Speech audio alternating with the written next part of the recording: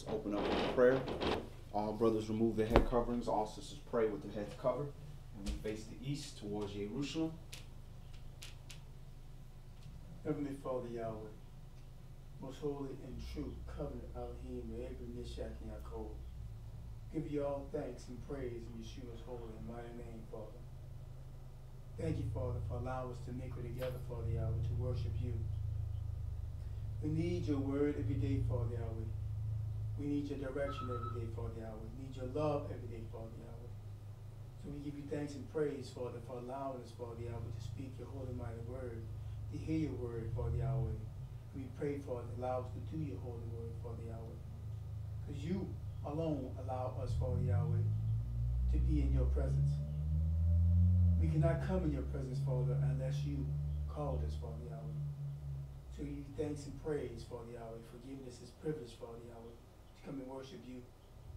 And we ask, Father Yahweh, to have mercy upon us and forgive us, Father, for the sins we may have committed this week, Father Yahweh. In our hearts, in our minds, our words, Father, our deeds, Father Yahweh. Anything that's unpleasant unto you, Father Yahweh, we ask forgiveness. We ask, Father, to allow our brothers, Father Yahweh, to speak your word truthfully, Father Yahweh. Because your word, Father, is nourishment to our bones, Father Yahweh, and a lamplight unto our feet. So we ask, Father Yahweh, that your word is published through the four corners of the world, Father Yahweh, so that all, Father Yahweh, hear your word, Father.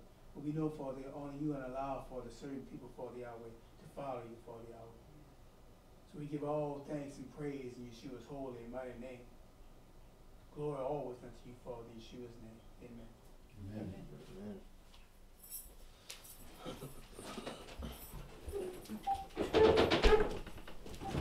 Yeah, until you have to use your phone.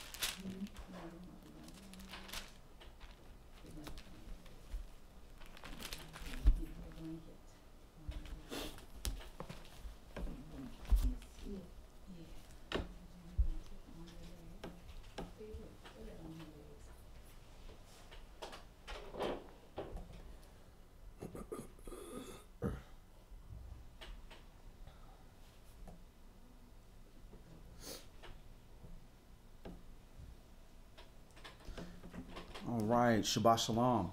My name is Yedan Yasharah, my brother Yantan Yasharah. Shabbat Shalom. Shabbat Shalom. And the title of today's Shabbat study is The Seed of Increase. The Seed of Increase. And, you can plant good seeds, and if you don't water those seeds and Yah does not add the increase, that seed will not produce fruit. So with us getting ready to enter into our Feast of First Fruits, which is going to start first day, which is starting Saturday night, which brings us into the Babylon Sunday, we are offering a first fruits offering of our increase of what the Most High has allowed us to receive. And we understand that the spiritual fruit are different from physical fruit. When we were in the land and we were given physical land according to our fathers, and we produced fruit and harvest, then we gave the first fruits of the first fruits harvest unto the Most High. Now in our lives, we're given different types of inheritance. We're given talents. We're given ability and position. We're given money. We're given knowledge, wisdom, and understanding. And those are the first fruits that we need to be given away. And if we have physical fruit as well, we need to give the first fruits of that as well. So we're going to take a look at things that we can do also that which can cause our seed not to produce fruit. So we're going to open up first in Bereshit, Genesis chapter 9, and we're going to read verses 18 through 29. Genesis chapter 9, 18 through 29. And we have a sister that's saying that we're not getting any sound on Facebook. If somebody could confirm if you're not getting any sound on Facebook as well, let us know. And Shabbat Shalom, Sister Ariel Smith. Good to see you. Shabbat Shalom, Brother Robert McCall. Shabbat Shalom, Samuel Jenkins. Good to see you all, family.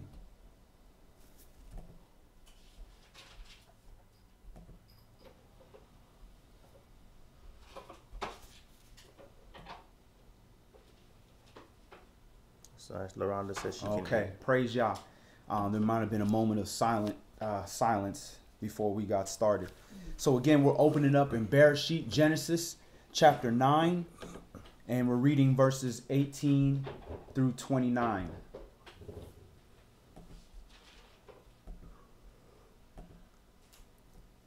Bereshit, Genesis chapter 9, and we're reading verses 18 through 29.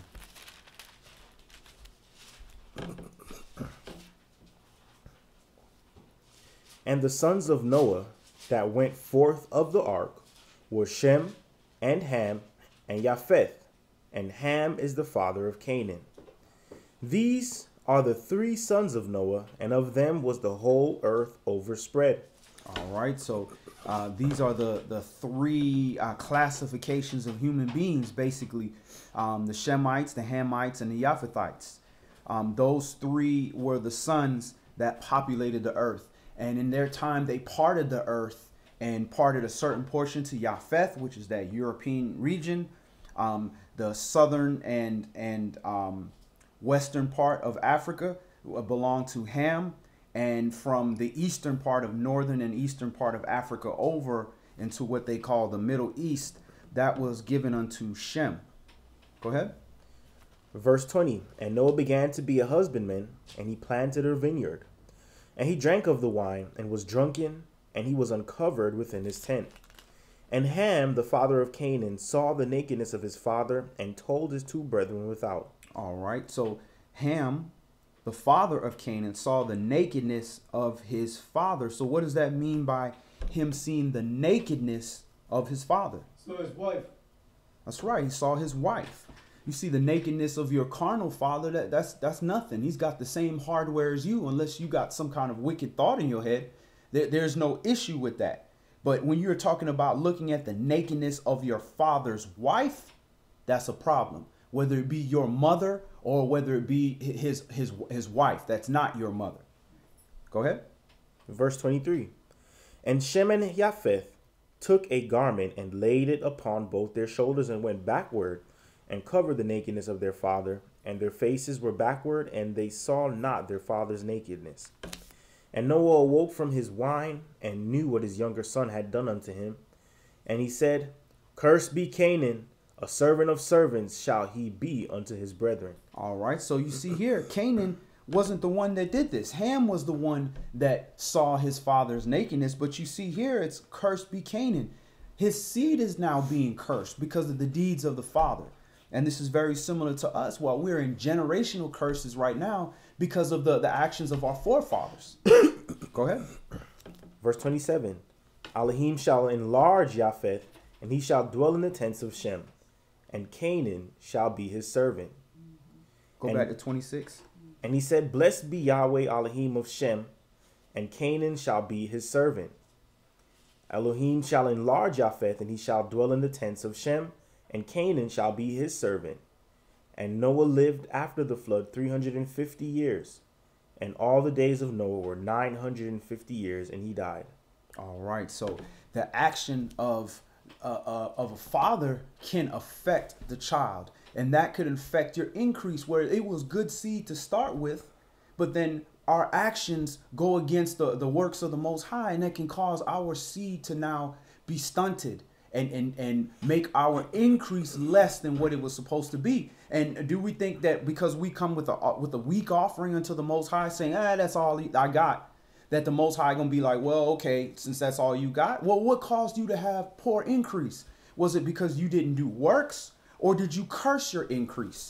We have to consider that in our lives when we say, well, I don't have time to do things for the Most High. I don't have time to do works. I don't have time to help another brother or sister. Or I don't have money to give unto the poor. Is that because, the Most High only blessed you with so much? Or did we curse our increase from our own actions or lack of action thereof? It's really saying like you don't have time to breathe. Mm-hmm. When you saying that you don't have time to help your brother, once you also learning of the script, of this word, of how we're supposed to live our lives. Mm-hmm. If you don't have time for that, then you're saying to Most High, well, I don't have time to breathe. Because he put you here as a servant. Right. He put you here to serve. Right. But we don't know, and we never knew, while we grew up in this land, that what our job was, what our purpose was. Mm-hmm. We might have certain individual purposes that would separate us from, the generalistic term of a servant, of a Hebrew, because we all supposed to serve. But right. As you say, some prophesy, some teaching, some doing other things, giving a certain gifts or whatever, mm-hmm. to benefit the whole body. Mm-hmm. But our main purpose is to serve our brother. Right. That's how you serve the Most High, is you serve his children. Yeah. The Most High don't need you to do anything. He put you here to do it, to give you a heritage and to give you an opportunity at salvation forever. But at the end of the day, he could rise up stones and turn them into people to do things for him. All right, so let's move forward. Let's go to Bereshit 25, Genesis chapter 25, and we're going to see another example.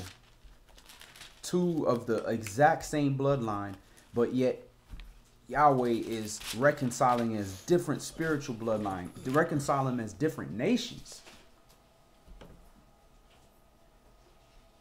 And Shabbat Shalom, Brother Jonathan Greer. Good to see you.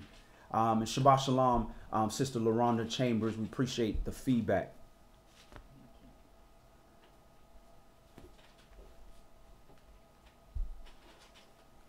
And Brother Jonathan, if you could, Jonathan Greer, if you could post your information for your class. I believe your class comes on later for, other viewers to take a look at it. Because Shabbat is 24 hours. So, we have a full day to get in these scriptures, and we have a lot of good teachers that support one another and bounce ideas and information off each other. So you definitely want to check out some of the other brothers. The Spirit was given out to us in portions. None of us was receiving of all the Spirit or has the ability to retain the Spirit all the time. So that's why we get with one another and we piece all the spirit and the knowledge, wisdom, and understanding that the Most High has given us individually to get a bigger, clearer picture of the Mashiach, which is his word. Bereshit, Genesis, chapter 25, and let's start this at verse 1. Then again, Abraham took a wife, and her name was Keturah, and she bare him Zimran, and Yokshan, and Medan, and Midian, and Ishbak, and Shua. And Jokshan begat Sheba and Dedan. And the sons of Dedan were Asherim, Letushim, and Lemim. And the sons of Midian, Ephah, Epher, Canach, and Abida, and Eldah. These were the sons of Keturah. And Abraham gave all that he had unto Yitzchak. But unto the sons of the concubines which Abraham had, Abraham gave gifts, and sent them away from Yitzchak his son, while he yet lived, eastward, and unto the east country. And these are the days of the years of Abraham's life which he lived, 160 years.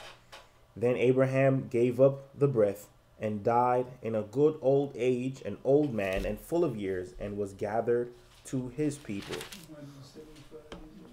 And his sons Yitzchak and Ishmael buried him in the cave of Machpelah, in the field of Ephron, the son of Zohar the Hittite, which is before Mamre.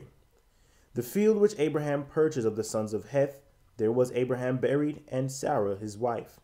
And it came to pass, after the death of Abraham, that Elohim blessed his son Yitzchak, and Yitzchak dwelled by the well Lahorai. Now these are the generations of Ishmael, Abraham's son, whom Hagar the Egyptian, Sarah's handmaid, bare unto Abraham. And these are the names of the sons of Ishmael, by their names according to their generations.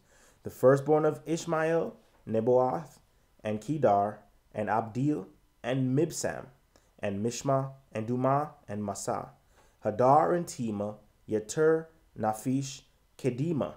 These are the sons of Ishmael, and these are their names by their towns and by their castles, 12 princes according to their nations. Excuse me. Those are the Ishmaelites and Libyans, right? Who? I think the Ishmaelites or the Libyans. The Libyans? Yes, I'm trying to figure that out. They were Ishmaelites, and then the term today will be, the Libyans. Yeah, I'm not sure about that one. Verse I'm not sure, 17. so. I'm not sure. And these are the years of the life of Ishmael. Because Ishmael had sons, and all those sons were nations. So one of those nations probably, came from Ishmael.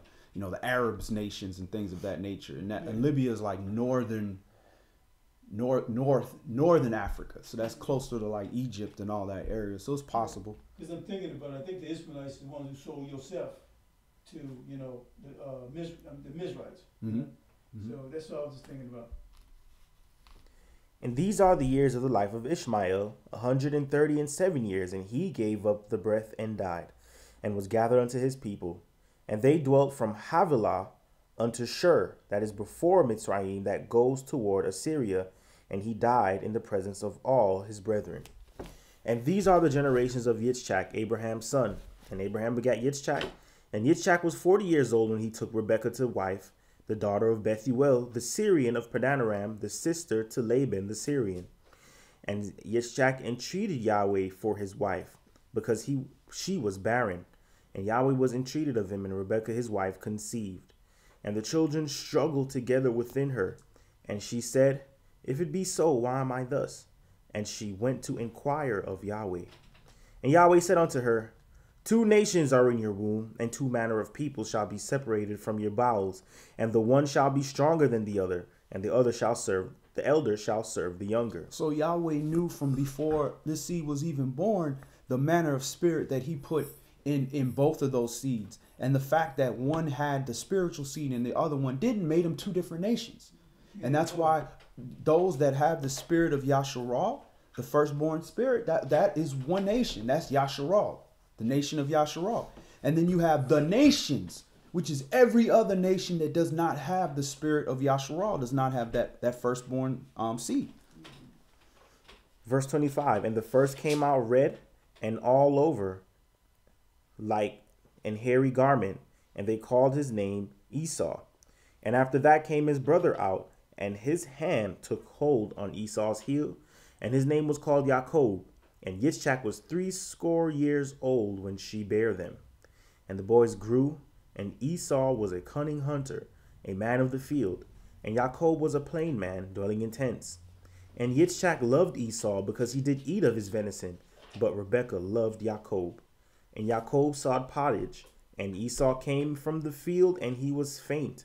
And Esau said to Jacob, Feed me, I pray you, with that same red pottage, for I am faint. Therefore was his name called Edom. And Jacob said, Sell me this day your birthright. And Esau said, Behold, I am at a point to die, and what profit shall this birthright do to me? And Jacob said, Swear to me this day. And he swore unto him, and he sold his birthright unto Jacob. And Jacob gave Esau bread and pottage of lentils, and he did eat and drink, and rose up and went his way. Thus Esau despised his birthright. All right, so Brother, I've got a question. go ahead, brother. Dealing with that verse, my brother just read in 23, Mm-hmm. and it said I got two nations are in your womb. Those Mhm. nations they're talking about, they definitely got separated. And I Mm-hmm. think there's H 1471, which dealing with Goy, with Gentile. Mm-hmm. So basically, what he's saying that the lineage comes to Jacob and your brother Esau. I'm wondering because you decided to throw away your birthright, and you have a different mindset, you have a different spirit. Right. You become a Gentile. You go it. You have another nation. Because when I'm looking at the definition of it down here, it says Gawi, Mm-hmm. which is rarely shortened Goy, apparently from the same root as Giveh, or Giveh, in the sense of massing a foreign nation, hence a Gentile. Also, figuratively, a troop of animals or a fight of locusts, Gentile, heathen, nation, people, dealing, and they bounce back to Giveh, or Giveh, feminine, the back, extensive, the person body, but they're dealing with a person, and I think it's because of the spirit of what transcended from Esau, Mm-hmm. turned him into a Gentile, another nation, a heathen. Before that, yeah. Yeah. Before he was even born, he was already another nation. Yeah, but also he's our brother. We're not supposed to hate him, Mm-hmm. but that's just a nation that's not one of us. Correct. Correct. Yeah, 1471, yeah. H Yeah. 1471. Mm-hmm. Ethnos. Well, actually, no, that's not ethnos. That's It's just goyim. goyim. Sorry, thinking G. Yeah. So there was definitely Yahweh knew, just like He says, I knew you before you even had a hair on your head. I know every hair on your head is numbered. So the Most High knew who He was creating. But what He does is allow your actions to manifest that, so you can see who you are. So with Esau and Jacob, from the womb, before they were even born, He told Rebekah that there's going to be two nations of people within inside of you. And then when you look at what He did here in 25, He said in verse 32, He said, Behold, I am at the point to die. And what profit shall this birthright do to me? So he's looking at, first of all, your birthright comes with your blessing, your spiritual blessing. That's right. So He's not considering the things that are spiritual. He's not considering salvation. He's just thinking about His carnal life right now. I don't care about the future. I don't care about what I'm living here for, to pass this birthright down to my children. So I don't care about my bloodline. I'm not caring about salvation. I'm not caring about the order of the firstborn that was given unto me by birthright. I don't care. At the end of the day, I need to eat this meal right now or I'm going to die. And that's that same spirit of somebody that would eat meat before it's cooked. They just, I got to have it. I can't let it cook all the way. I got to have it right now. Like the brothers that would stick, Eli's brothers that would stick, sons that would stick their hook in there and pull out the flesh before it was even cooked. They couldn't even wait. 3-pronged hook. So they're not concerned with their salvation and how they're affecting their brothers and sisters, the other children of Yasharal. So it's a certain spiritual characteristic about a seed that is not going to increase, where it's going to be so concerned with the now and the stomach, the physical stomach, the lust. The lust can come in any direction. It could come in your stomach. It could come in your in desires of the body. It could come in power. It could come in pride. It could come in any kind of form. But they will put that lust of the flesh over the spiritual significance, over the spiritual calling that was given unto you. So the Most High knew that He despised it. And when you take, and Yahweh said Esau despised his birthright, when you don't place the level of importance on your spirituality and your calling that you were born into, that you didn't decide, then that means you despise your birthright, which means you despise your place in the kingdom. So why are we going to sit you next to somebody who loves the space in the kingdom? So this is the two spiritual bloodlines manifesting into actions that we can identify versus looking at looking for Esau, thinking that, I'm looking for some white man, or I'm looking for, one particular bloodline, when at the end of the day, like the elder said earlier, you have the nation of Yasharal and those that will be strangers that will be grafted in. And then you have all the other nations that are not concerned. Go ahead, Elder. You can pull something else in this too. I remember back in the day, when I wasn't in this particular walk, the truth, we always believed that one saved, always saved business. This right here, kind of goes along with it, is because he took his birthright for granted. Mm-hmm.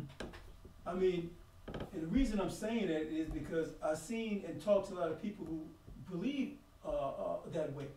I mean, when we were growing up, back in the day, when I first started learning this, I learned you can lose your salvation because it read that in Scripture. All right, but you kind of get a sense that, if you some born again Christian or something like that, it's like you couldn't lose it no matter what you do. Because when you go to these funerals and so forth, they're always putting somebody else in heaven. Right. Telling you, they're going to heaven, a better place. Why don't you read the word to tell you what's the possibility of where they may be going? Because of how they character, how they live their life.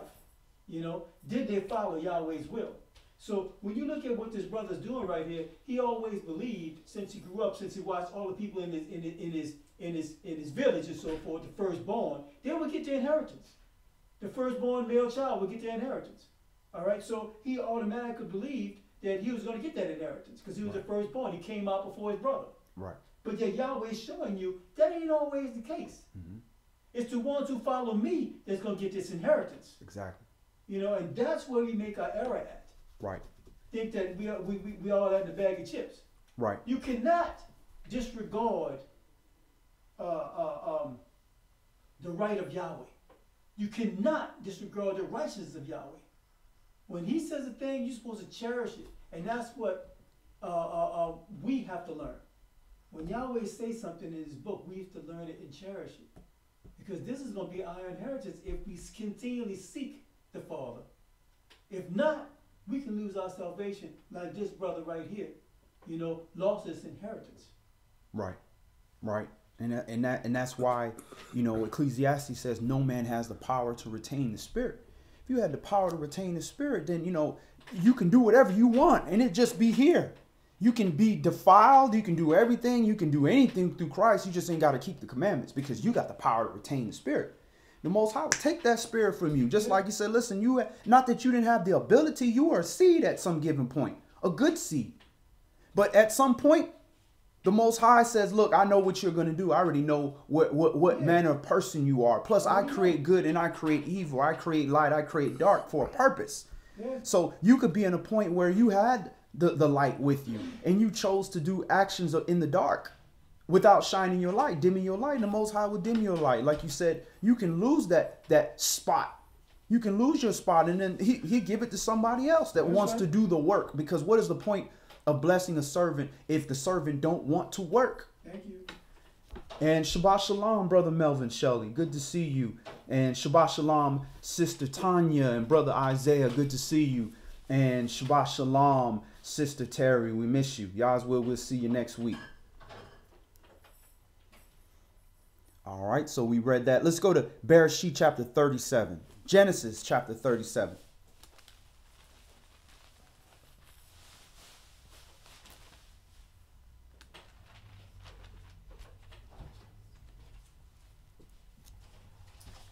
See, we can't fathom the concept of free will. We think that, the Most High, he knows everything. He's perfect. But, if we do something, we blaming the Most High. Like, well, he must have did this or he must have did that. When at the end of the day, the Most High is on a whole nother plane of consciousness and understanding.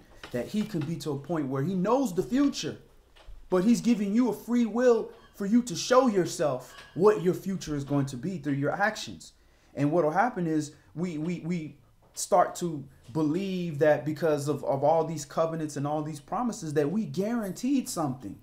We not guaranteed nothing. All we guaranteed is an opportunity, a fair opportunity. And when the brothers and the sisters are allowed to have the rule book for this, to say, listen, you know, just like sweepstakes, you know, they got all those sweepstakes that you got to do this to win this big prize.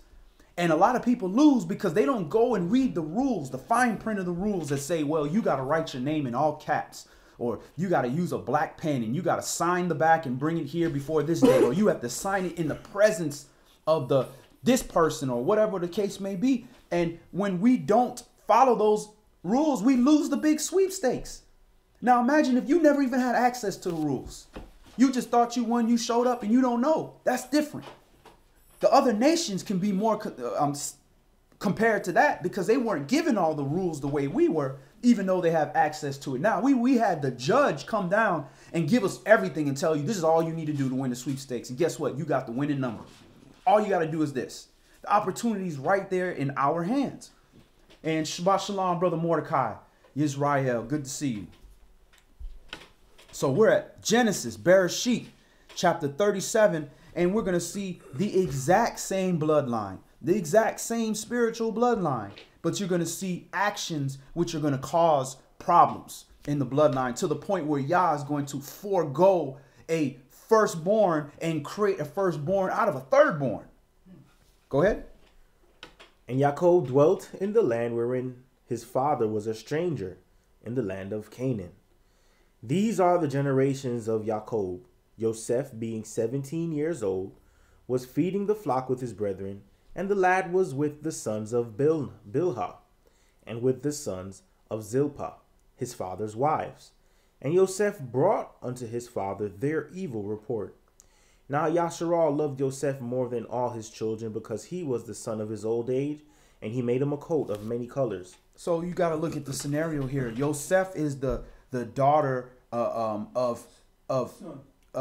Yosef is the son of his father's wife that he truly loved. You know, Leah, he kind of, got into that situation, was kind of tricked. But Rachel, that's who he really loved. And the sons that are here, they're also sons of the handmaids. So you got a different mother who's not being held, two different mothers which are not really being held to the same esteem as the one that the father really loves. And then you have the children, and then now you have this new one. He the youngest. You know how the youngest are, the youngest spoiled. They get away with everything, especially when you're in your old age and you have a son. That's your jewel, because they ain't really be too much after that. And plus, you're in your elder age, you're wiser, you learn from your mistakes, and he's cleaving on to Yosef. So how do you think the mothers are going to act? And how do you think the other children are going to act? It's human nature. There's already sibling rivalry going on, but now you have all these other scenarios which can be a foster a situation of some kind of jealousy.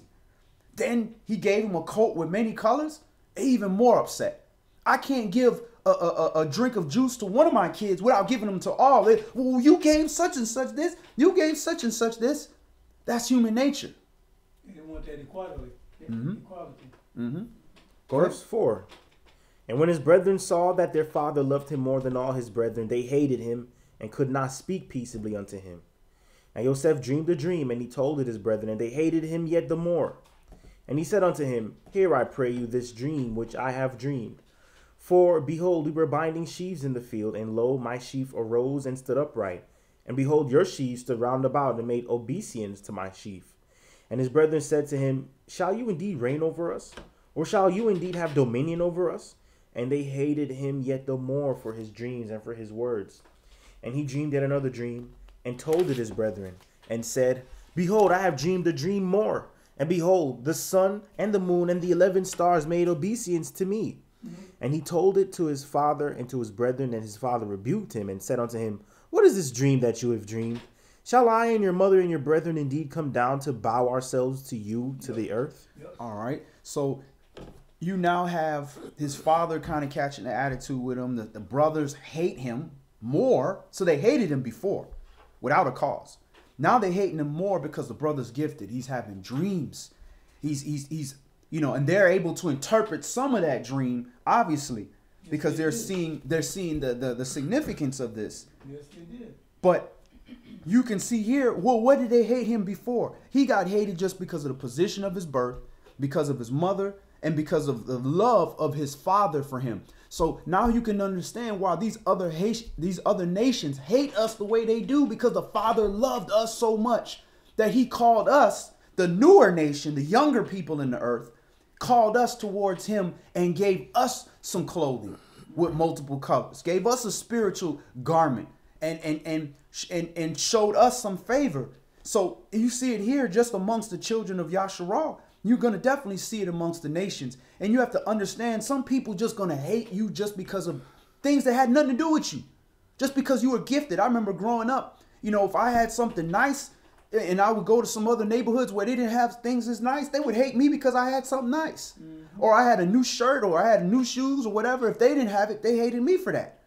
So this is how the world is going to operate. They're going to have hatred. And remember, also one of those characteristics of the spirit of Esau was hating your brother. Hating your brother without a cause. Go ahead. Verse 11. And his brethren envied him, but his father observed the saying. And that's what will come, the hate. The hate got to come afterwards. There's the envy and the covetousness, wanting stuff that don't belong to you, envying things that don't belong to you, instead of, maybe asking your father, hey, I like that coat, daddy, can I get one? Or where can I make that? Or where you get the material? That's nice. Can mama make me one? Go ahead. And his brethren went to feed their father's flock in Shechem. And Yasharal said unto Yosef, do not your brethren feed the flock in Shechem? Come, and I will send you unto them. And he said to him, here am I.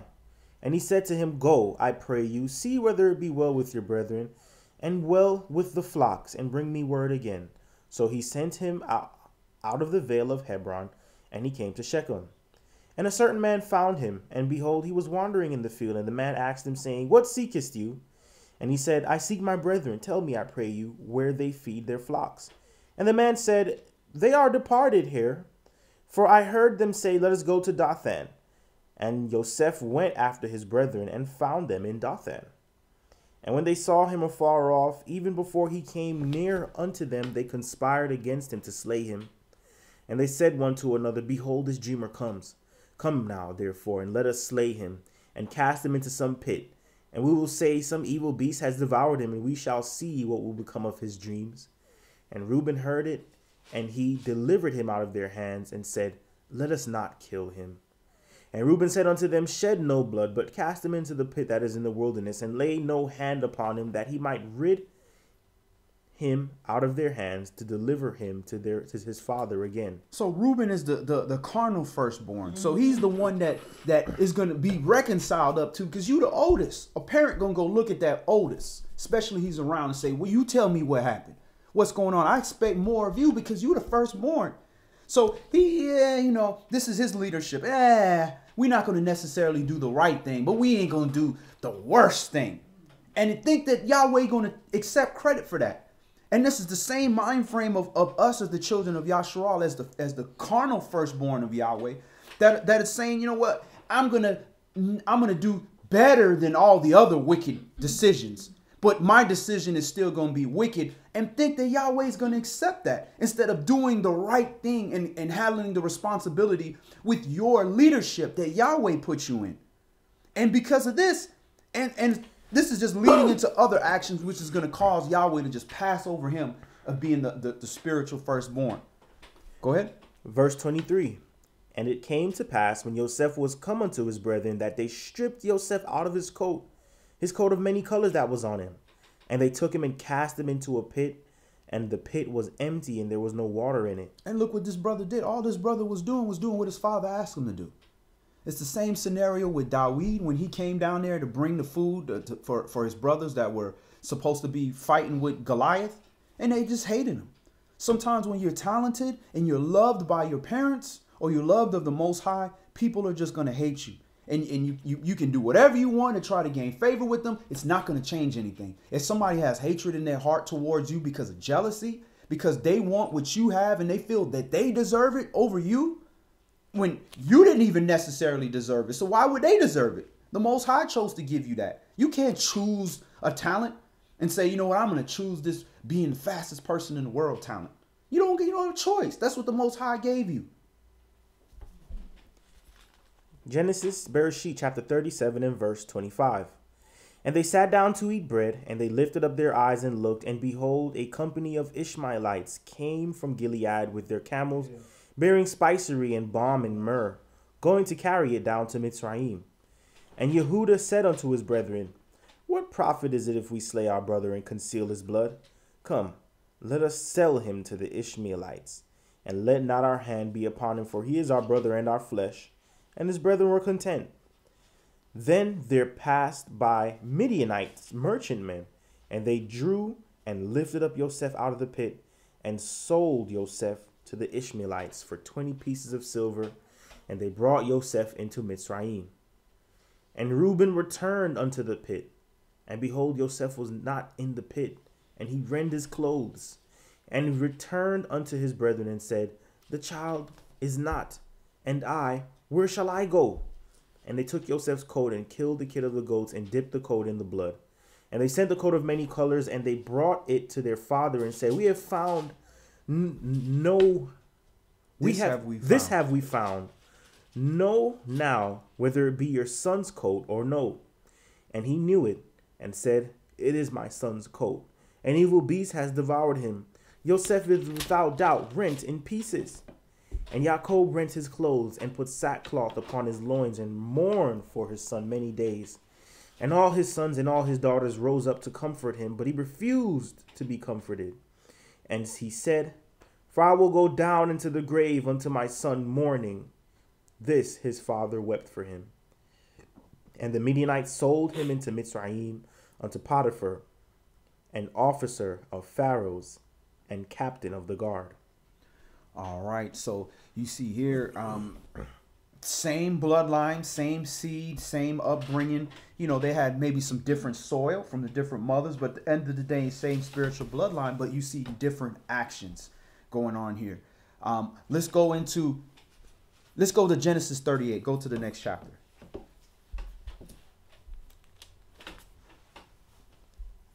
And it came to pass at that time that Yehudah went down from his brethren and turned into a certain Adullamite, whose name was Hira. And Yehudah saw there a daughter of a certain Canaanite, whose name was Shua. And he took her and went in unto her. And she conceived and bare a son, and he called his name And she conceived again and bare a son, and she called his name Onan.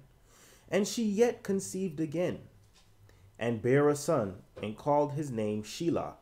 And he was at Chezib when she bare him. All right, so the mother was of what nation? Canaan. Now, was we supposed to be mixing with Canaan? No. So you see, there's going to be a problem that's going to arise out of this. Now, when you are mixing with some of these other nations that literally have angels that are leading them into other directions, you can introduce problems into your bloodline. Kind of like what we were talking about with Noah's wife, Naamah. Verse 6. And Yehudah took a wife for his firstborn, whose name was Tamar. And Yehudah's firstborn, was wicked in the sight of Yahweh, and Yahweh slew him. And Yehudah said unto Onan, Go in unto your brother's wife, and marry her, and raise up seed to your brother. And Onan knew that the seed should not be his, and it came to pass, when he went in unto his brother's wife, that he spilled it on the ground, lest that he should give seed to his brother. All right, so this is Judah, right? So you have Abraham, Esau, Jacob, 12 tribes, bloodline, Moshe, law given. So they are raising up seed before the law is even given to do this. So this is obviously a Syrian tradition that they're doing to raise up seed, to keep the name. So even them way back then, they knew that the seed was with the father. Go ahead. Verse 10. And the thing which he did displeased Yahweh, wherefore he slew him also. All right, so let's justify this here. So you have certain people that are teaching that you spill your seed. In other words, you don't inseminate your wife every time you have sex. Then you use some kind of, transgressing the law, and that this is why Yahweh killed this man. That's not why he killed this man. The man was supposed to raise up seed so that his brother could have a name and an inheritance in the land. But instead, he slept with his deceased brother's wife, and didn't raise up seed. No. Now, from that point, which brother gonna want to go sleep with her to raise up seed? Which family member is gonna say, "Hey, look, I'll come. You slept with her? Yeah, I'm gonna take her to be my wife." No man want to do that. It's already hard enough to be. This is, my brother's wife, ex-wife or whatever, or my deceased brother's widow. That's already a little uncomfortable. But now you had your other little brother that ran up in her, and he didn't want to raise up seed, and now, well, I'll do it. It's a bad situation. So you're putting this woman in a position where she can't raise up seed for her husband. And that inheritance is just in the dust now. Yeah. Go ahead. Verse 11. Then said Yehudah to Tamar, his daughter-in-law, remain a widow at your father's house till Shelah my son be grown. For he said, lest peradventure he die also, as his brethren did. And Tamar went and dwelt in her father's house. And in process of time, the daughter of Shua, Yehudah's wife, died. And Yehudah was comforted and went up to his sheep shearers to Timnath, and he and his friend Hirah the Adulamite. And it was told Tamar, saying, behold, your father-in-law goes up to Timnath to shear his sheep. And she put her widow's garments off from her, and covered her with a veil, and wrapped herself, and sat in an open place, which is by the way to Timnath. For she saw that Shelah was grown, and she was not given unto him to wife. When Yehudah saw her, he thought her to be a harlot, because she had covered her face. And he turned unto her by the way, and said, go to, I pray you, let me come in unto you. For he knew not that she was his daughter-in-law. And she said, what will you give me, that you may come in unto me? All right, so this is a prostitute. She's portraying herself as a harlot, prostitute. And what they would do is cover their faces completely so that you couldn't embarrass your family, so that there couldn't be any charges, any judgeable charges, because you can't see if that's somebody's wife. You don't know if that's somebody's daughter, unless she was just like the one person in the camp that had green eyes or something. You wouldn't know. There's no way for you to know. So she dressed herself like a harlot to trick Yehudah into raising up seed. Go ahead. Verse 17. And he said, I will send you a kid from the flock. And she said, will you give me a pledge till you send it? And he said, what pledge shall I give you? And she said, your signet and your bracelets and your staff that is in your hand. And he gave it to her and came in unto her, and she conceived by him. And she arose and went away and laid by her veil from her, and put on the garments of her widowhood. And Yehudah sent the kid by the hand of his friend the Adulamite to receive his pledge from the woman's hand, but he found her not. Then he asked the man of that place, saying, where is the harlot that was openly by the wayside? And they said, there was no harlot in this place. And he returned to Yehudah and said, I cannot find her. And also the men of that place said, there was no harlot in this place. And Yehudah said, let her take it to her, lest we be shamed. Behold, I sent this kid, and you have not found her. And it came to pass about 3 months after that it was told Yehudah, saying, Tamar, your daughter-in-law, has played the harlot. And also, behold, she is with child by whoredom. And Yehudah said, bring her forth, and let her be burnt. And she was brought forth. When she was brought forth, she sent to her father-in-law, saying, by the man whose these are, am I with child? And she said, discern, I pray you, whose are these, the signet, the bracelet, and the staff? So there again, we don't have the law of adultery dispensated to us yet through Moshe. But yet they're trying to put this woman to death. Our law says that if you are betrothed and you sleep with somebody's wife that's betrothed to another man, then that right there, I believe that's a death penalty. So he's trying to institute all this death penalty and do all these things real quickly. Go ahead. Verse 26. And Yehudah acknowledged them and said, she has been more righteous than I, because that I gave her not to Shelah my son, and he knew her again no more. And it came to pass in the time of her travail that, behold, twins were in her womb. And it came to pass when she travailed that the one put out his hand And the midwife took and bound upon his hand a scarlet thread, saying, This came out first. And it came to pass, as he drew back his hand, that, behold, his brother came out, and she said, How has you broken forth? This breach be upon you. Therefore his name was called Pharez. And afterward came out his brother that had the scarlet thread upon his hand, and his name was called Zerah. All right. Let's go to Matthew chapter 13. Matthew chapter 13.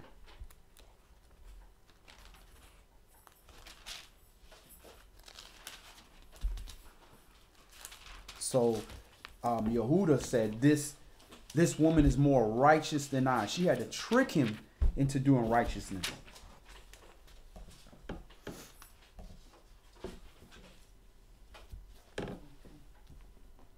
So all this, you see where the instruction was to stay away from those women of Canaan, that they will cause you to stray away from your father. And when he married a woman of that area, it may not necessarily made him go worship another god, but obviously it affected his children. It affected his bloodline moving forward, where things weren't so favorable, where you got one son dying and then the next son coming and not doing what he's supposed to be doing, but trying to take the pleasure aspect of it, and he dying. And then now the father, Yehuda, who's supposed to be, keeping the son, he not trying to give his son over. And then he's over there dealing with harlots. So you see how these things can just leak into a seed, and your actions can cause you to not being increasing in a favorable way, but decreasing. Even your bloodline is decreasing. Matthew chapter 13, and we're going to start this at verse 1. The same day went Yeshua out of the house and sat by the seaside. And great multitudes were gathered together unto him, so that he went into a ship and sat, and the whole multitude stood on the shore. And he spoke many things unto them in parables, saying, Behold, a sower went forth to sow. And when he sowed, some seeds fell by the wayside, and the fowls came and devoured them up. Some fell upon stony places where they had not much earth, and forthwith they sprung up, because they had no deepness of the earth. And when the sun was up, they were scorched, because they had no root, they withered away. And some fell among thorns, and the thorns sprung up and choked them. But other fell into good ground, and brought forth fruit, some 100-fold, some 60-fold, some 30-fold. Who has ears to hear, let him hear. So it's not necessarily, that the seeds were bad. It's just they were put into a bad environment. And when you're put into a bad environment and you're not receiving the light and the soil and the nutrients, you may not produce what you need to produce. Go ahead. Verse 10. And the disciples came and said unto him, Why speak you unto them in parables? He answered and said unto them, Because it is given unto you to know the mysteries of the kingdom of heaven, but to them it is not given. For whomsoever has, to him shall be given, and he shall have more abundance. But whosoever has not, from him shall be taken away even that he has. Therefore speak I to them in parables, because they seeing see not, and hearing they hear not, neither do they understand. And in them is fulfilled the prophecy of Isaiah, which says, By hearing you shall hear, and shall not understand, and seeing you shall see, and shall not perceive. For this people's heart is waxed gross, and their ears are dull of hearing, and their eyes have closed, lest at any time they should see with their eyes, and hear with their ears, and should understand with their heart, and should be converted, and I should heal them. All right, because once you have a little bit, you are in a certain environment that maybe you only have a little bit of hearing and a little bit of sight, but you use that little bit to not do that which is glorifying of the Most High, then the little bit you have is going to be taken away. But when you have a lot and you dedicate what you have to the Most High, he's going to give you more. So just with us, if we have a little bit of commandments that we understand and that we have access to, and we do our best to keep them, he's going to open up those commandments and that understanding up of the law so that you can do more and produce more. But if you know, hey, listen, I know that we were given a Bible and we should follow the Bible, and you say, hey, I don't want to deal with that at all. I'm not going to deal with anything. He's going to take away the little understanding you have. He's going to take away the little bit of laws that you have access to. And he'll take that away by allowing the adversary to entice you away from doing the things of righteousness. Matthew chapter 13 and verse 16. And the brother Tel Ben Israel asked, why do we have our heads covered? We have our heads covered because we are not praying or prophesying. The tradition is to not pray or prophesy with your head fully covered. Fully covered means veiled. If you go look at the Greek word that's being used in 1 Corinthians chapter 11, or if you go look into the law regarding head coverings, you'll see the difference of being fully covered, which is veiled, like Moshe when he had to veil his face when his face was glowing. And when you look at when it talks about the woman, how she is to have her head fully covered. So I know that's a tradition that has been taught at a lot of camps. We've done classes on it, and if you have any individual questions regarding, we can help you with that. We can give you all the scripture. You can read and rightly divide that for yourself. Because if just reading out the book made you a prophet, then that would mean the KKK guy with a hood on reading a book he's a prophet. And we know that's not the case. He talks to his servants, his prophets, in visions or in dreams. We're reading this book that's been prophesied and written for thousands of years. Go ahead, brother. Verse 16. But blessed are your eyes, for they see, and your ears, for they hear. For verily I say unto you, that many prophets and righteous men have desired to see those things which you see and have not seen them, and to hear those things which you hear and have not heard them. Hear you therefore the parable of the sower. When anyone hears the word of the kingdom and understands it not, then comes the wicked one and catches away that which was sown in his heart. This is he which received seed by the wayside. And that's not necessarily his fault. He had no understanding. His eyes was never open. His ears was never opened. He came, and before he had a chance for the seed to take any root, it was swapped up. Go ahead. But he that received seed into stony places, the same is he that hears the word, and anon with joy receives it. Yet has he not root in himself, but dures for a while. And when tribulation or persecution arises because of the word, by and by he is offended. And by and by he stumbles. So you see that a lot in this word. People, and you see it, if you've been an Israelite for longer than a year or 2 years, you're going to see people that came in that was Israelites and they no longer Israelites. It's just like a university. When you come into convocation, they tell you, look to your left, look to your right. Statistically, the person to your left and the person to your right is not going to be with you next year. It's not going to be with you when you graduate. It's the same thing in this word. You have people that come in and we tell them, hey, you Israel, the kingdom is yours. You the firstborn. Mashiach is your bloodline. Oh, they get so much joy. You mean I knew I was special. Everything was great. And they go around telling everybody. And then when their family don't listen to them, when they're not invited to the parties no more, when they can't go deal with the pagan festivities, and persecution starts coming your way because you shining a light on the deeds of wicked people. Nah, I didn't join this, or I didn't decide on this to be tribulation and anguish. Even though you dealt with tribulation and anguish before, but I didn't deal with that for righteousness' sake. And this is a lot of people that we see in the word. But what is going to be your ransom for sin? Is it going to be a little tribulation? Is it going to be a little bit of persecution? Or is it going to be money? Some people, is not the pain aspect, it's the lack of the pleasure aspect. I'm not going to make as much money. I'm not going to be as comfortable. I'm not going to have as much friends. And that's not even tribulation or persecution. It's just a lack of having more of what you could possibly have.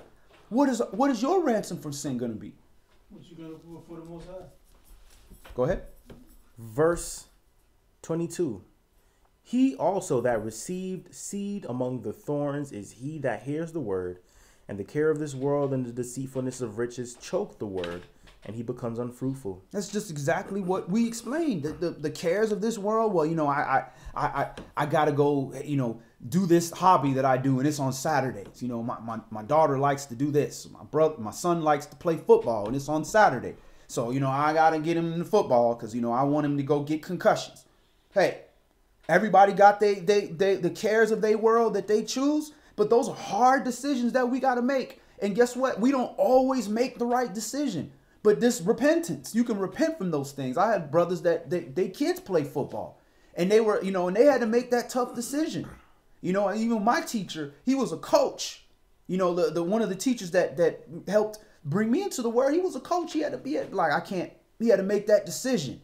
His elder made him make that decision on where's your care. You raising your son to be of this world, or you raising him to be in the next world?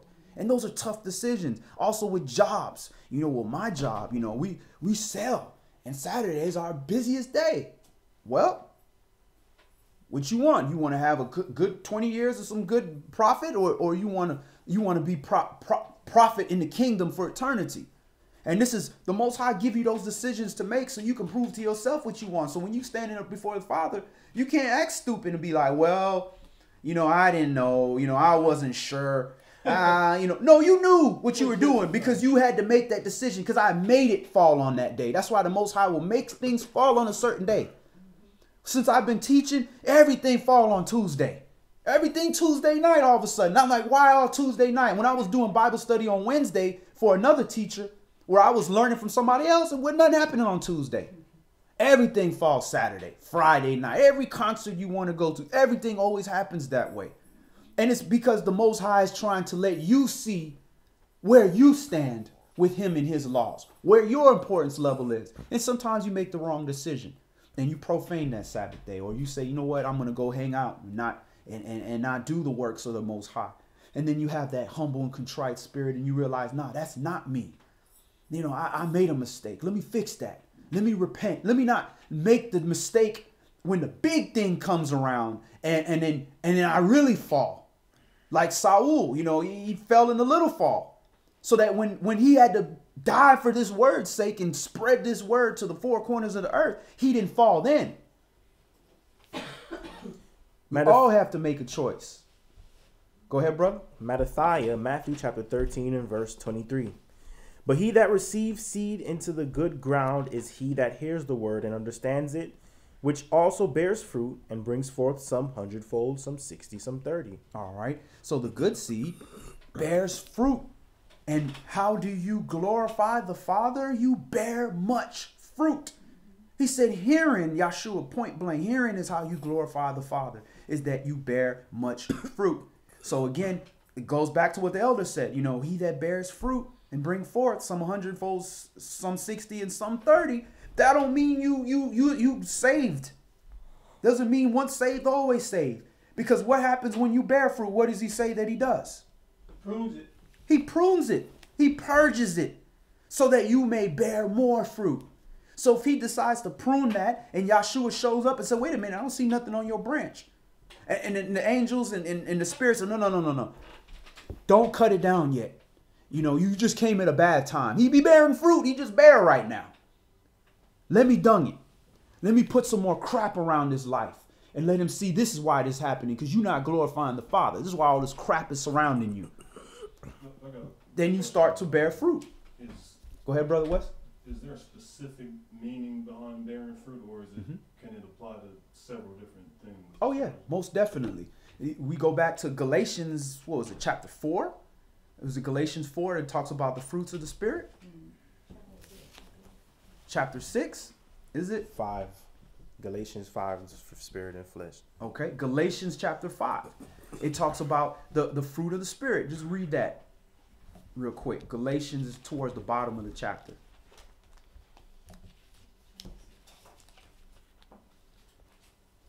And it says verse 20 from verse 22. But the fruit of the Spirit is love, joy, peace, long-suffering, gentleness, goodness, faith, meekness, temperance. Against such there is no law. And they that are Mashiachs have impaled the flesh with the affections and lusts.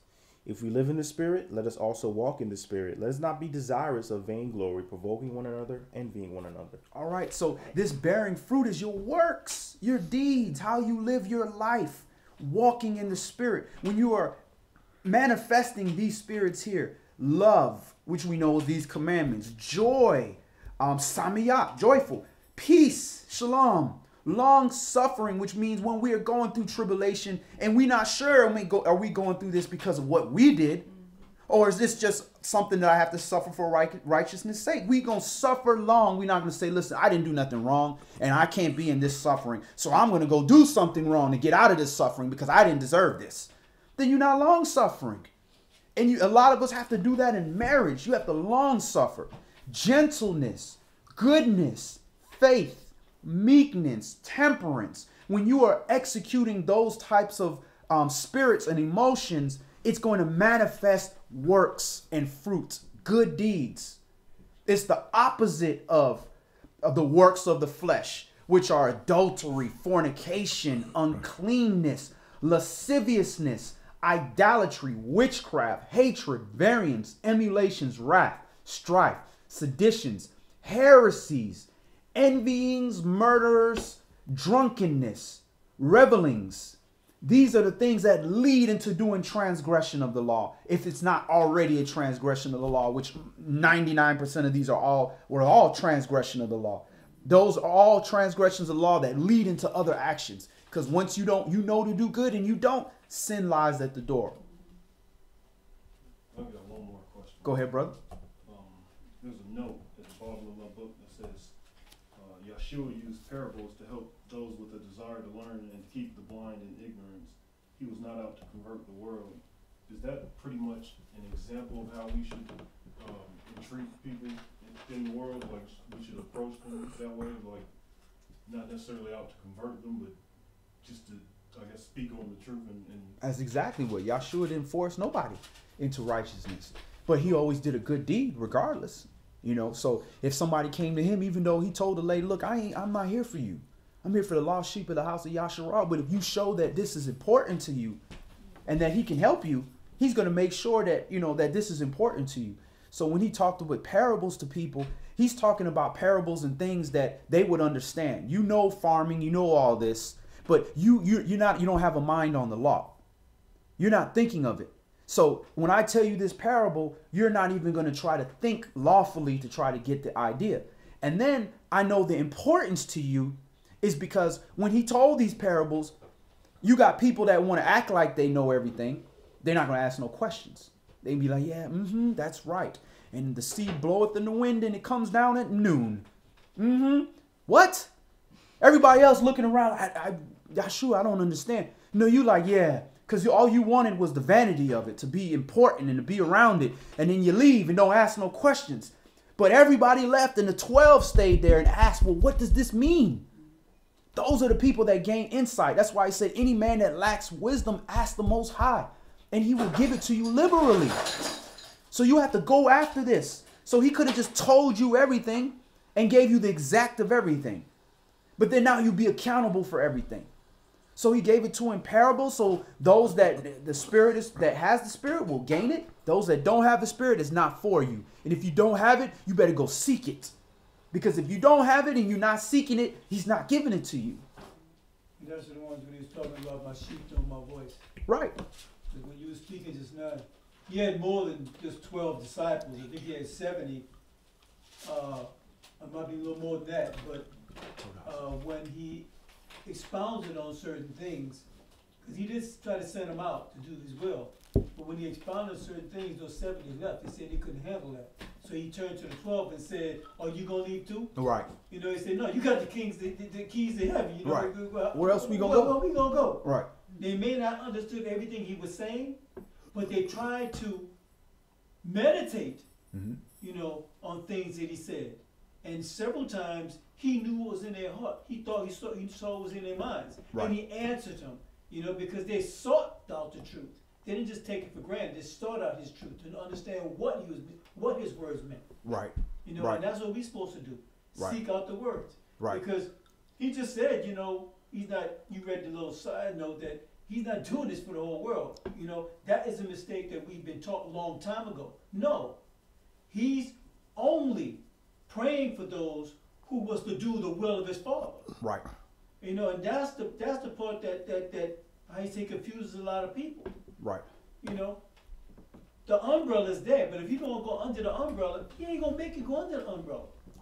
Right. So only a certain few are going to follow the Father. Right. He went for the sinners that wanted to repent. Yeah. That were looking to. That's what the word is for. Yeah. The word is for murderers and thieves and you know, and liars and all those people, so that they that want to not be that way can have the mercy of the Most High through the Mashiach, through this word, through his perfect sacrifice. That's who he came for. Not the people that thought they were good already, didn't have to do anything. Not the people that think they know everything so they don't have to learn. You know, so he said every man must work out his own salvation with fear and trembling. You ain't reverencing the Most High and afraid of losing the blessing of the Most High when you're not trying to find out what this word means or what you're doing is right. Because people read it two different ways. One person reads it, well, I could say three different ways. I know of. Some people read it like literature. It's just beautiful. I just love the way he speaks. You know, a lot of people like Isaiah. I love the way he speaks and it's so poetic in Psalms. Then you have other people that read it to justify their wickedness. The only time they read it is when, oh, I can do that. See, that one line, don't judge man by meat, so I can eat whatever I want. Eat what I want. Yeah, you know, it's not what goes in your mouth that makes you unclean, it's what goes out your mouth. Closed book. Well, what about before and then you have people that are reading it to change their lives and say, look, I'm trying to fit into this book. I'm trying to be like this book. How can I be like the word? All right, well, I see here this doesn't match with what I'm doing, so let me change my actions. Those are the type of people that will get a parable. And if they don't get it, they're going to ask a question. Got a question too. Well, another witness to it. By the way, as she was said, all the ones that you have given me, I've kept, except the son of perdition. Right. So we have to establish that the Father is sending his children to the Son. Right. And if you follow what the Son is telling you, then you are his sheep. Right. And you are being kept. If you don't, you're not his sheep. It's simple as that. You do not want to do what the Father asks you to do. Right. So, you know, all this, you know, we all say, you know, we all going to enter in, or all this stuff that's nonsense is not in the book. Right. Right. And these parables, he's not saying parables to confuse people. You know, I use parables all day long, trying to help people understand. He could have used a parable of something in the future. Like, imagine if you're shopping on Amazon versus eBay. And them people be looking around like, what the hell is this man talking about? It doesn't fit them. He would use things that fit exactly what they understood. You can discern the signs in the sky and say it's red, it's going to be nice out. But you can't discern the times. So he was talking in a way that they would understand. But if you don't have the spirit or desire, it's not going to come to you. I actually had a teacher rebuke me for speaking in parables and told me every time you talk, yeah, dog, you talking in parables. Why are you always talking in parables? And I was just dumbfounded that a teacher would tell me that. Are you serious? Our example talked in parables. And I'm talking to you in parables of the scriptures, thinking that surely you understand what I'm talking about. But instead of saying, well, maybe I didn't get this parable, you couldn't humble yourself and say, well, what do you mean by that? Instead, you trying to rebuke me for speaking in parables? This is the condition of the world. And this is why when something happens in here and we speak in parables, all those that are trying to understand this word, they can grasp it. They grasp the parable. Or they'll ask a question, one or the other. But if you ain't trying to gain this understanding, you think you got it all, you know it all, and you just showing up to show up, maybe for a meal, you ain't finna go that far. No. Go ahead, Elder. Another verse that's a witness to what we're talking about right here is in John 17, 6. Mm-hmm. I have manifested thy name unto them which you gavest me out of the world. Thine they were, and thou gavest them me, and they have kept thy word. It's also making reference in Psalms 22. So he's telling the world, he said, look, my Father, in other words, my Father already knew who was going to do his will. Right. Already knew. But they didn't know. We didn't know. So what he does, he shows right here from his son. His son is saying, hey, I am collecting, harvesting, so to speak, all the ones that you're sending me to teach them your word. Mm-hmm. So they can go out and make more fruit. Because they want to make fruit. Because they want to be obedient to you. So this right here is another witness saying with Yeshua, it's like, I am on this earth for a purpose. Right. I am here to justify your word, strengthen your word, glorify your word. You understand? Glorify your name. And the ones that you gave to me to give this word to, they're going to make fruit for you. They're going to show your glory by doing your will. So the other people are not going to do that. But see, we don't know who's going to do Yahweh's will or not. But Yeshua and Yahweh knows. Right. So that's just another witness right there saying that, why he speaks in parables, why you see people, trying to learn the scripture, why he manifested the secrets to the ones who want to know the word, and then many wish they knew the knowledge that you had, but for what purpose? Right. For knowledge's sake, or to do Yahweh's will? So all those different verses basically come together. Right. I have an excerpt, a Dead Sea Scroll excerpt that gave insight like this, these two spirits, like spirit of truth, spirit of falsehood, spirit of light and darkness. What is it? And Is how they this manifest. One of the like fragments, or is it? Yeah, a one of the specific fragments. 1QS. Okay. Column 3 and 4. So it says, the master shall instruct all the sons of light and shall teach them the nature of all the children of men according to the kind of spirit which they possess, the signs identifying their works during their lifetime, their visitation for chastisement, and the time of their reward. From the Elohim of knowledge comes all that is and shall be. Before they ever existed, he established their whole design, and when, as ordained for them, they come into being, it is in accord with his glorious design that they accomplish their task without change. The laws of all things are in his hand, and he provides them with their needs. He has created man to govern the world, and has appointed for him two spirits in which to walk until the time of his visitation, the spirits of truth and falsehood. Those born of truth spring from a fountain of light, but those born of falsehood spring from a source of darkness. All the children of righteousness are ruled by the Prince of Light, and walk in the ways of light. But all the children of falsehood are ruled by the angel of darkness, and walk in the way of darkness. The angel of darkness leads all the children of righteousness astray, and until his end, all their sins, iniquities, wickedness, and all their unlawful deeds are caused by his dominion in accordance with the mysteries of Elohim. Every one of their chastisements and every one of the seasons of their distress shall be brought about by the rule of his persecution, for all his allotted spirits seek to overthrow the sons of light.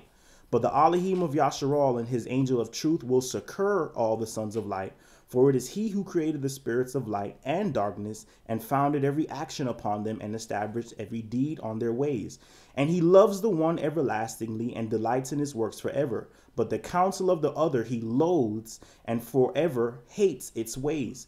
These are their ways in the world for the enlightenment of the heart, and that all the paths of true righteousness may be made straight before him, and that he fears the laws of Elohim, that the laws of Elohim may be in his heart. And these are the spirits that they list. A spirit of humility, patience, abundant charity, unending goodness, understanding, and intelligence. A spirit of mighty wisdom, which trusts in all the deeds of Elohim and leans on his great loving kindness. A spirit of discernment in every purpose, of zeal for just laws, of holy intent and steadfastness of heart, of great charity towards all the sons of truth, and admirable purity, which detests all unclean idols, of humble conducts, springs from an understanding of all things, and from faithful concealment of the mysteries of truth. These are the counsels of the Spirit of the sons of truth in this world. And as for the visitation of all who walk in the Spirit, it shall be healing, great peace, and a long life, and fruitfulness, together with everlasting blessing and eternal joy, and life without end, a crown of glory and a garment of majesty and unending light. Now goes into the darkness. But the ways of the spirit of falsehood are these: greed, slackness in the search for righteousness, wickedness and lies, haughtiness and pride, falseness and deceit, cruelty and abundant evil, ill temper, and much folly, and brazen insolence, abominable deeds committed in a spirit of lust, and ways of lewdness in the service of uncleanness, a blaspheming tongue, blindness of eye, and dullness of ear, stiffness of neck, and heaviness of heart, so that man walks in all the ways of darkness and guile. And the visitation of all who walk in the Spirit shall be a multitude of plagues by the hand of all the destroying angels, everlasting damnation by the avenging wrath of the fury of Elohim, eternal torment and endless disgrace, together with shameful extinction in the fire of the dark regions. And that sounds like what we dealing with as a nation. You know, all those spirits of what has, you know, fixated itself on us because we have decided to carry our vessel, you know, not in holiness. So it made itself comfortable for those spirits to attach itself to us. Does it say if those spirits are like, those are just like set in stone, or if it, or we can decide which spirit we can, you know? You can repent. Yeah, when you are not doing those actions, then you are, you know, those spirits won't attach itself to you. But when you carry, put it this way, when you carry yourself holy, truthful spirits like the former spirits that he read, those are the ones that will attach itself to you because you carry yourself in holiness. And it starts just with diet, basic stuff, food, how you eat, and how you act and deal with people. The Holy Spirit wants to find a clean vessel. The Holy Spirit don't want to stay in something filthy, and then the filthy spirits want to stay where it can operate without being inhibited, because the unholy vessel is not hedged. So there's no angel trying to stop it from doing the wickedness it wants to do. So it's eliciting that emotion into a being that's going to make decisions based on emotions, based on how it's feeling at the time. So that's why it would attach itself to that.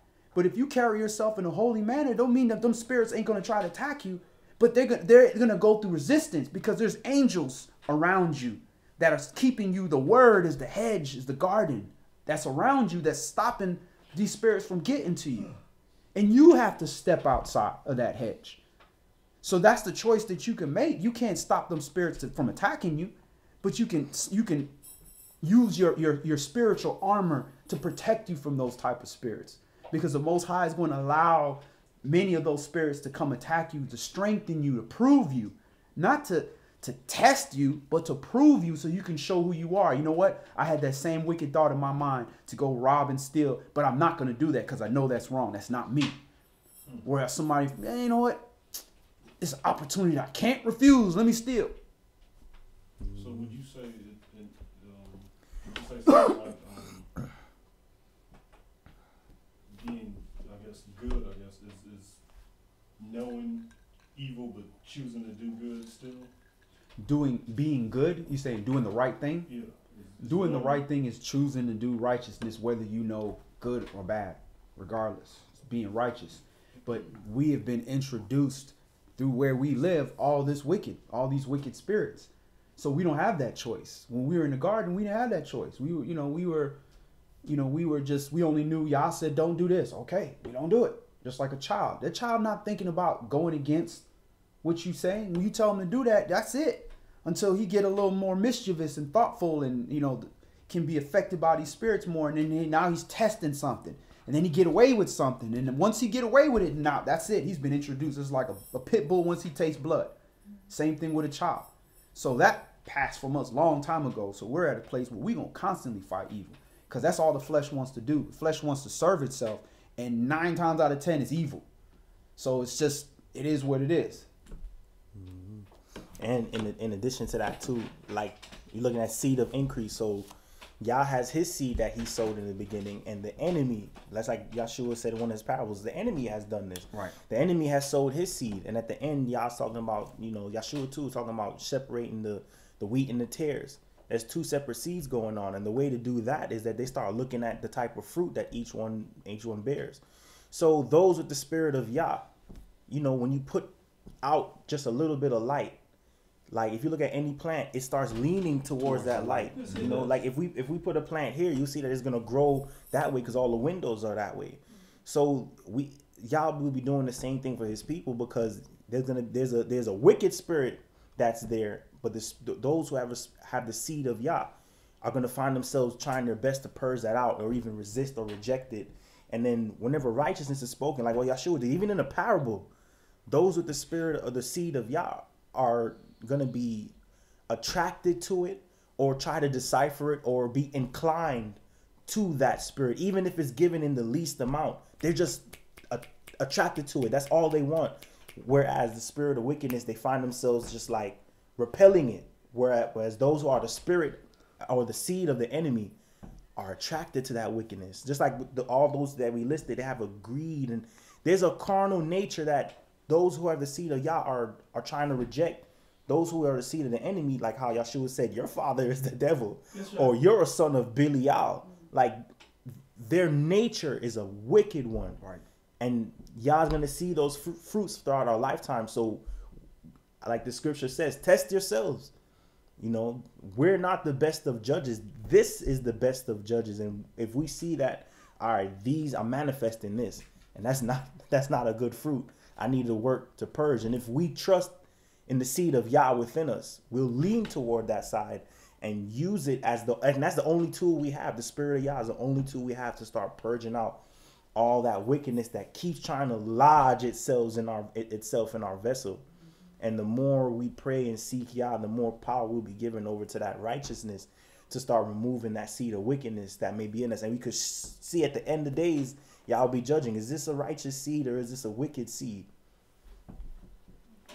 Okay. Somebody commented, Marie Dante Johnson, I already know that I'm protected. I see and feel and go between both worlds all the time, being a master 11 and a Libra. I don't know about that one, Miss Marie.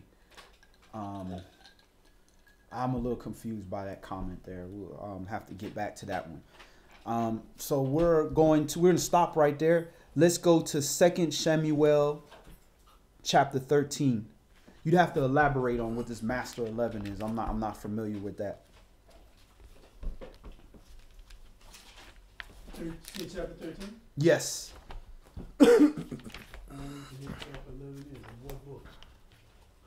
Actually, I'm sorry.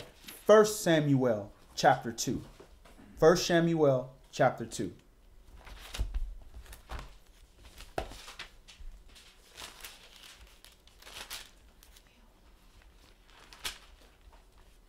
You know, it was a good analogy you brought up with the plant and how the plant leads towards light. But how the Most High creates light and dark, that plant also has to be in a certain duration of darkness. So that's why we have a certain duration of darkness in our lives. It's not for us to dwell in that darkness, because if you put that plant in darkness all the time, it's going to die. It needs that light. But the Most High will allow you to be in that darkness so you can work out certain things that you need to get established.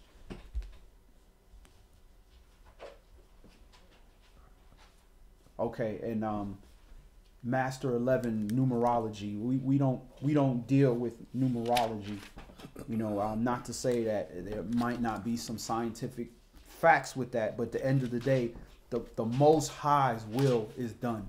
There's nothing else out there that's controlling your will other than the Most High. His will is going to be done.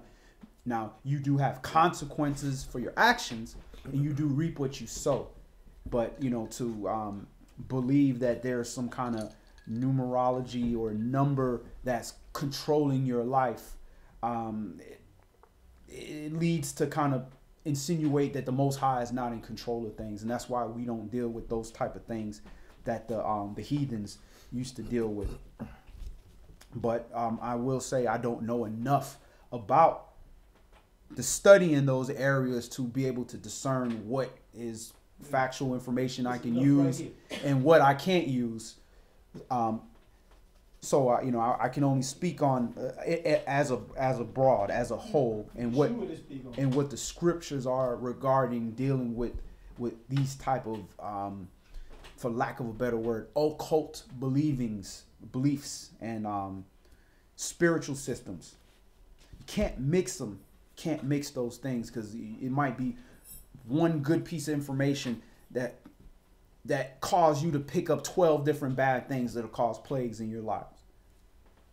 When at the end of the day, you just keep the commandments and it's going to be well with you. Why should you have to look at the stars or look at a number to tell you, whether you're going to do righteousness or not? Because his son kept the commandments. Praise Yah. 1 Samuel chapter 2 and verse 1.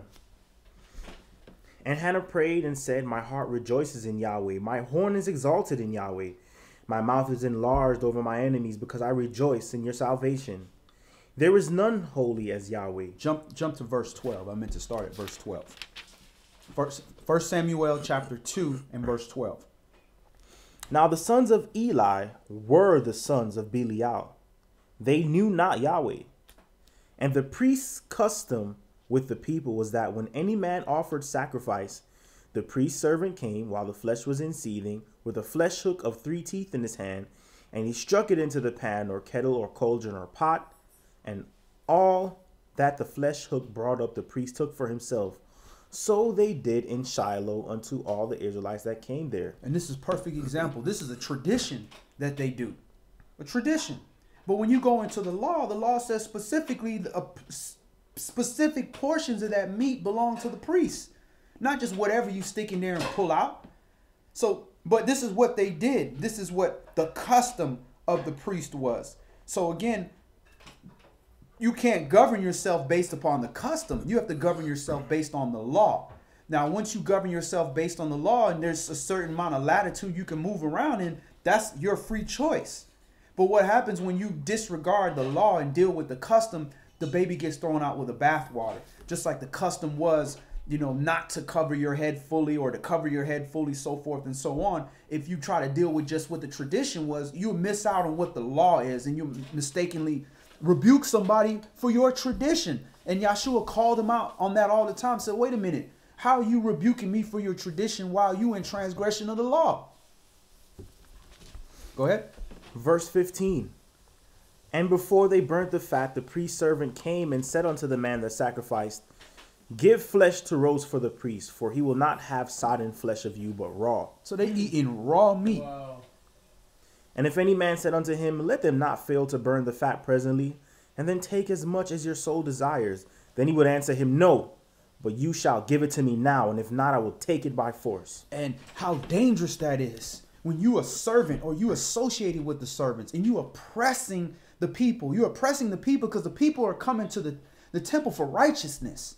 They come in here to get relief from the wickedness in the world. And then now the priests and the priest's sons, which are the servants, they are now doing wickedness where people are like, I'm trying to say something to you because the law says I have to say something to you regardless of who you are if you're doing something wrong. And now I say something to you, you telling me you're going to do it regardless and you're going to take it by force. So now you making me feel physically uncomfortable or unsafe or whatever the case may be. And now you despising the mikra. You despising the assembly of the saints. So when you a servant and you supposed to be serving the Most High, serving everybody so that they can come and deal with the service of the Most High, and you are causing them to despise holy convocation, there's going to be a recompense for that. Because a servant wanted to come keep the commandments, but because of your own personal hang-ups, you are threatening the children that are coming to keep the commandments or oppressing them, and then now you're taking away the holiness of the assembly. And there's going to be a recompense for that. Yahweh is going to deal with that. That's why when you step in that position of leadership and you start oppressing people, I had a sister tell me that used to go to one of the camps the main camp that we came out of, where we all got baptized, many of us. When that split, and the elder priest, they got kicked out and left and started another place. I got a report from one of the sisters was telling me that there was some multiple wife stuff going on there where the unmarried sisters were uncomfortable in the assembly because the leader of the assembly kept trying to force them into multiple wife situations. And I said, that is extremely dangerous when you are a leader and you are trying to force something on the people in your assembly that are trying to just show up to keep the commandment and learn. And you're using your position of authority to force something on them that is not a situation where you're being unlawful if you go left or you go right. There's going to be recompense for that. Especially the last time the brother did that, there was a huge recompense. So I hope that was a false report. But that's dangerous. That's very dangerous. And when you are in front in a position where you are affecting the children of Yasharal, we brought up the example of Moshe. Moshe smote a rock and didn't get to walk in the kingdom because he affected all those people. He failed to sanctify Yahweh in front of all those people. So it's very dangerous to be in this situation, like how you have the sons oppressing the people, eating this unsodden raw meat like a cannibal. Go ahead, brother. Verse 17, wherefore the sin of the young men was very great before Yahweh. For men abhorred the offering of Yahweh, but Shamuel ministered before Yahweh, being a child, girded with a linen ephod. Moreover, his mother made him a little coat, and brought it to him from year to year, when she came up with her husband to offer the yearly sacrifice. Why they call it a little coat? Like, it just seems funny. Like, he made him a little coat. He had a tiny little coat that he put. He's a young priest, being a child. Verse 20, and Eli blessed Elkanah and his wife, and said, Yahweh give you seed of this woman for the loan which is lent to Yahweh. And they went unto their own home. And Yahweh visited Hannah, so that she conceived and bare 3 sons and 2 daughters. And the child Samuel grew before Yahweh. Now Eli was very old, and heard all that his sons did unto all Yasharal, and how they lay with the women that assembled at the door of the tabernacle of the congregation. Okay, so it starts with one transgression. When you don't just be called a son of Belial for no reason. This is supposed to be Eli's sons. But Yahshua addressed them and said, you are your father, the adversary, the devil, and his deeds you will do. Whatever deeds you do, that's your master. That's your father. So you doing righteousness, you saying Yahweh is your father. When you doing the opposite of that, you're an adversary. The adversary is your father. You a son of Belial at that point. You're not a son of Yah. They weren't calling these sons of Yah. They sleeping with the women. The women weren't allowed in the assembly. They stayed outside of the assembly and had a section by the door where all the women stayed, where the priests went in, were able to learn and take care of the business. So you, a priest, either supposed to be watching the door, watching the women and make sure that they safe, or you're supposed to be inside with the priest. But instead, you outside of the assembly sleeping with the women at the door, which could be somebody's wife or could be somebody's daughter. Now, when you come in the assembly and you seeing this going on and nobody's saying nothing and it's just all right, it is oppressive to go to that place. You just like, man, I don't want to be up in here just to deal with this oppression. And it says oppression turns a man mad. Go ahead. Verse 23, and he said unto them, why do you such things? For I hear of your evil dealings by all this people. Nay, my sons, for it is no good report that I hear. You make Yahweh's people to transgress. If one man sin against another, the judge shall judge him. But if a man sin against Yahweh, who shall entreat for him? Notwithstanding, they hearken not unto the voice of their father, because Yahweh would slay them. Now, does this sound like how you should talk to your sons that are doing these kind of deeds? No. Did Yahweh talk to us like this at certain times? Listen, stop doing what you're doing. Why will you kill yourself? Do righteousness, But after he said that a few times, because obviously it's been more than a few times. More obviously. The whole talk is different, like what Yehuda say. Jude, he said point blank, listen, some you got to say with fear and trembling. Like you pulling them out the fire, hating even the very spotted garment that you're wearing. Others, you gotta do it with softness and kindness, and you gotta kind of lure them. This ain't that situation. These brothers are causing the people of Yahweh to transgress, where they not even showing up to Shabbat, likely, because they like, I don't want to deal with none of that stuff. Look, and this is the leadership. Yahweh finna deal with these people. I don't want to be nowhere around. You remember what them stories that Grandpa told us, how the floor opened up and 8 brothers. I don't want to even be around there. And when brothers was doing stuff like this, innocent children of Yasharal were dying. Not just the people that did it, innocent people. So I don't want no parts. And they transgressing because the law says it's a Kodesh Mikra. You have to assemble. They doing immoral acts and Yahweh's day. That ain't cool. Verse 26. But this is the seed of the high priest. Eli is a son of Aaron. That's right. This is a whole branch of the high priest now that are being affected because of the deeds of the father who's refusing to rebuke the children. And Eli did righteousness. He was a righteous priest. He did a lot of good deeds. But at the end of the day, ain't nobody's salvation guaranteed. You're going to have to endure and continue. And you'd hate to do righteousness your whole life all the way to get down to the point where you now, because of what your son's doing, because of the job you did when your sons was here, messed you up. Go ahead. Verse 26, and the child Samuel grew on and was in favor both with Yahweh and also with men. And there came a man of Elohim unto Eli, and said unto him, Thus says Yahweh, did I plainly appear unto the house of your father when they were in Mitzrayim in Pharaoh's house? And did I choose him out of all the tribes of Yasharal to be my priest, to offer upon my altar, to burn incense, to wear an ephod before me? And did I give unto the house of your father all the offerings made by fire of the children of Yasharal? Wherefore kick you at my sacrifice and at my offering, which I have commanded in my habitation, and honor your sons above me, to make yourselves fat with the chief of all the offerings of Yasharal, my people. So why are you honoring your sons above me? Anytime you allow anybody, whether it be your wife, whether it be your father, whether it be your mother, whether it be your friend, and for most of us, it be us, whether it be your own self, that you allow that to be chosen over the Most High, you dishonoring the Father. And there's going to be a serious recompense for that. And all we can do is say, praise Yah that he's merciful. Go ahead. Verse 30. Wherefore Yahweh Elohim of Yasharal says, I said indeed that your house and the house of your father shall walk before me forever.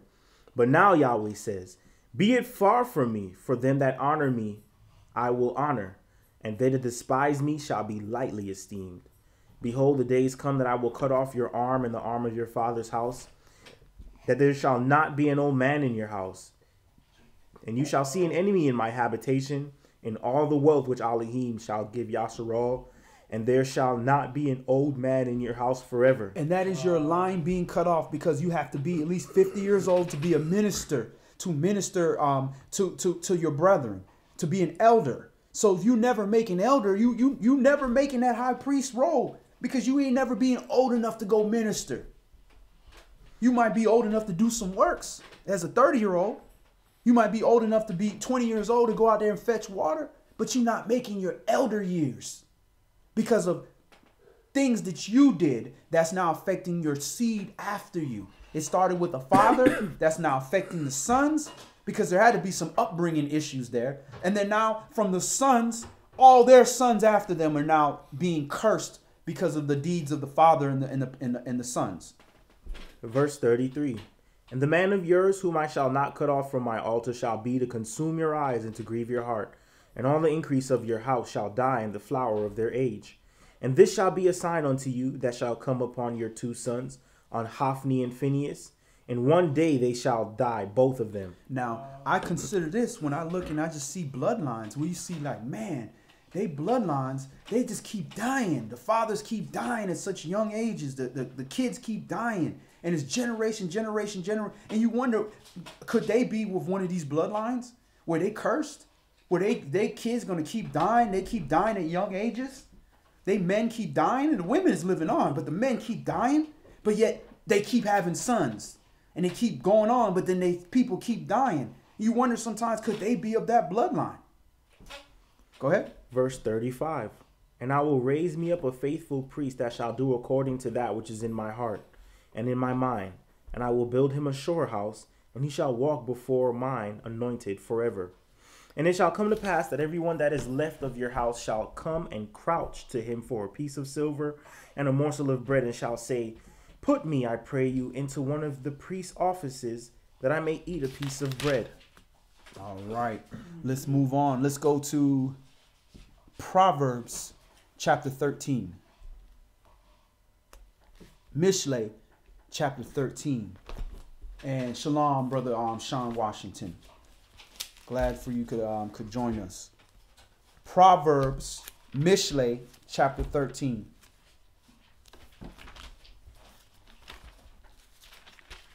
And people make comments, and you might not get the answer that you want to get, but what you could definitely get from us, Israelite Gathering, we're not going to prioritize viewership or prioritize, being in good graces with people. We rather just tell you the truth, give you the best that we have to offer, and that puts us in a position where we can be rebuked too if we are wrong.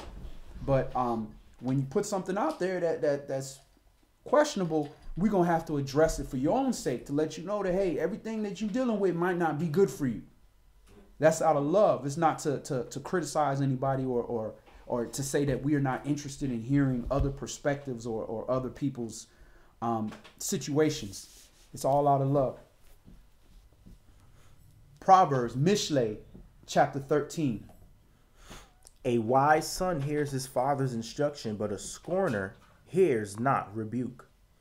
A man shall eat good by the fruit of his mouth, but the soul of transgressors shall eat violence. He that keeps his mouth keeps his life, but he that opens wide his lips shall have destruction. Because eventually all that stuff that's in you is going to come out and is going to cause curses in your life. So we know that we got a bunch of wickedness in us. That means we don't need to be opening our mouth wholesale, just letting everything come out, because we still work in progress. And everything you put out there is in the universe. Energy cannot be created nor destroyed. Once you put that spirit out there, it's out there. And you're going to have to deal with it. And that's why we got to be careful about what we say, talking about people, always giving our opinions on matters, things like that. Be careful. We don't have to share that all the time.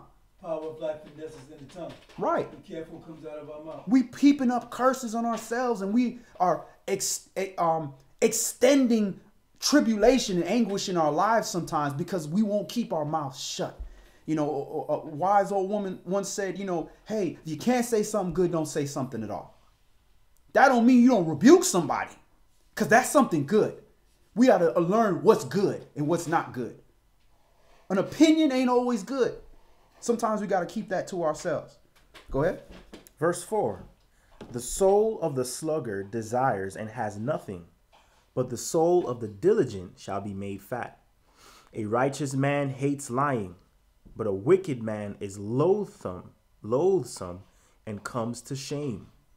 Righteousness keeps him that is upright in the way, but wickedness overthrows the sinner. There is that makes himself rich, yet has nothing. There is that makes himself poor, yet has great riches. And that goes to what Brother West was asking the other day. Like, how do you store riches in heaven? Well, you're making yourself rich on this earth, but you have nothing stored for you in heaven. And there's that makes himself poor because he's humbling himself. When you look at that word poor, it's probably dealing with humbling. What's the Strong's word for that? 7326.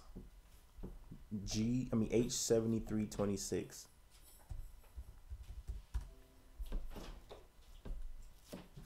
Okay, so this is rush, which is to be destitute, lack, needy, make self poor man. So in this case, it's talking about the sense of giving up what you have to have, where you are like your neighbor. You don't have a lot because you're giving that up to the poor, but yet you're making yourself rich in heaven. You're storing yourself with great riches because guess what? Even though you only have a little bit, you're not going to want for anything.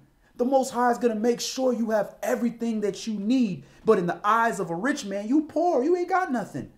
But he worried. He got to look at TV every day to make sure his stocks ain't changed. Or this one when the Great Depression, when all that stuff happened, the people jumping out of windows, they didn't know how to deal with the fact that they weren't millionaires. Nope. Whereas if the whole system would crash, we'd be in the same situation. We'd be looking for a little bit more food, but we ain't finna die. Verse 8. The ransom of a man's life are his riches, but the poor hears not rebuke. So the ransom for a man's life or his riches, he willing to give up his life for his riches. Get out this car. Give me that car. No, I'm not giving you this car. This is mine. Bam! Get shot and killed for a car that's depreciating by the time they even cleaned your blood out the car. Verse 9. The light of the righteous rejoices, but the lamp of the wicked shall be put out. Only by pride comes contention, but with the well advised is wisdom. Wealth gotten by vanity shall be diminished, but he that gathers by labor shall increase. And that's interesting in verse 10. Only by pride comes contention. And it says only by pride. So that means this got to be pride on both sides. Both sides. Because you can't have contention by yourself. You got to be contending with somebody. So when you see somebody has contention against you, you don't have to. That's a choice. Just like we talk about Egg Goon fight. A fight is a choice. Mm-hmm. We have a choice to fight. Combat is a whole nother story. This is life or death. You come up here trying to fight me, I'm not going to give you that fight. I'm not choosing to fight with you. For what? So I can go to jail, or I can hurt my brother or get hurt? Nah. But you threaten my life. It's combat. I don't have a choice now. So in this contention is the same thing. Somebody wants to contend with you. It's easy for you to humble yourself. Now it's hard flesh-wise. But this is how you can not allow your pride to have contention. And then maybe the other individual, I had an individual deal with me like that way. I was in the right, he was in the wrong. But I came with so much contention, and he dealt with it in such a humble manner. I had to back up off of what I was doing. And I was the one that was in the right. Go ahead. Verse 12. Hope deferred makes the heart sick, but when the desire comes, it is a tree of life. Whoso despises the word shall be destroyed, but he that fears the commandment shall be rewarded. The law of the wise is a fountain of life, to depart from the snares of death. Good understanding gives favor, but the way of transgressors is hard. Every prudent man deals with knowledge, but a fool lays open his folly. A wicked messenger falls into mischief, but a faithful ambassador is health. Poverty and shame shall be to him that refuses instruction, but he that regards reproof shall be honored. The desire accomplished is sweet to the soul, but it is abomination to fools to depart from evil. And in verse 18, it says, he that regards reproof. So you at least regard it, listen to it. You may not understand it, but if you cut your ears off from hearing things, you might miss out on jewels that can help you have a lot more peace in your life. Verse 20, he that walks with wise men shall be wise, but a companion of fools shall be destroyed. Evil pursues sinners, but to the righteous good shall be repaid. So you have on one side sinners where evil is constantly pursuing you, is chasing you. But to those that are keeping the commandments, good shall be repaid. So this goodness is chasing you now. Go ahead. Verse 22, a good man leaves an inheritance to his children's children, and the wealth of the sinner is laid up for the just. Much food is in the tillage of the poor, but there is that is destroyed for want of judgment. And now you have certain things that moth and rust does destroy. You can leave that to your children, and moths and rust will destroy it. Then you have certain other things you can leave with your children, and nobody can take that away from them. And that's when you teach them righteousness. You teach them how to discern. You teach them how to have understanding and wisdom in the things that matter in the world to come, which will also affect the world you're in. That can be passed from generation to generation to generation to generation. And that's how you leave an inheritance to your children's children. But also the curses and the wickedness that we taught can be left up for generations. And then it's going to take somebody in your bloodline to say, look, I'm not going to keep repeating this thing that we keep doing from generation to generation, whether it be the food patterns that we ate that cause everybody to have a history of diabetes and high blood pressure, as well as why we got all these curses in our lives, because we perpetuating the tradition of just talking about it and not being about it. Mishlei chapter 13 and verse 24. He that spares his rod hates his son, but he that loves him chastens him betimes. So if you spare the rod, you hate your son. You literally hate your son, because he that loves him chastens him betimes, all the times, often or early. So you can see why the Most High is really dealing with the children of Yasharal, because he loves us.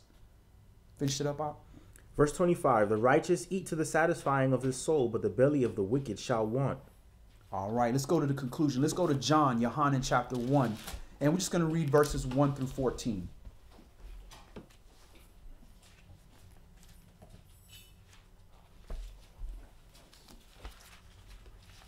Yohanan, John, chapter 1.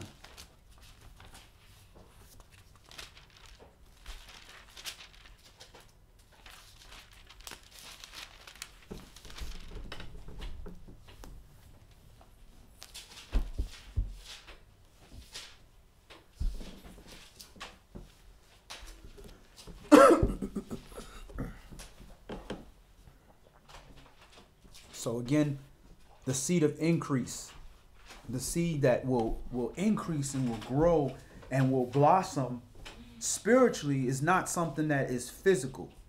It's not something that you're born that way physically. It's something that has to be in you, that has to be given unto you, and that has to be confirmed when you become an age of consent. And it has to be endured with all the way to the end in order to increase, to grow into producing that fruit that's necessary. Because again, you know, one servant was given 1 talent, another servant was given 2, another one was given 5. The one that had 2 could flip his and he still has less than the one that started with 5. But when you come back and you're not being profitable unto the Most High, that's how you're going to get dealt with, because you didn't bear the fruit that you should have bared. At least them servants knew what they started out with. So with this seed of increase, once we have this seed in us that's increasing, we don't know what the number is that we have to produce a fruit. So what we have to do is constantly continue bearing fruit, glorifying the Father, doing all the things that glorify the Father, so that when it's time of harvest, you know, we can have faith and belief that we produced enough to be a profitable servant. John, Yohanan, chapter 1, and we're going to read verses 1 through 14 for the conclusion. In the beginning was the Word, and the Word was with Elohim, and the Word was Elohim. The same was in the beginning with Elohim. So there's different entities here, but it's being reconciled into one entity. So you had the Word, and the Word was Elohim, and the Word was with Elohim. So that means there's 2 entities, but they're being reconciled into one. So let's see who this is. Verse 3, all things were made by him, and without him was not anything made that was made. In him was life, and the life was the light of men. And the light shines in darkness, and the darkness comprehended it not. There was a man sent from Elohim, whose name was Yohanan. The same came for a witness, to bear witness of the light, that all men through him might believe. He was not that light, but was sent to bear witness of that light.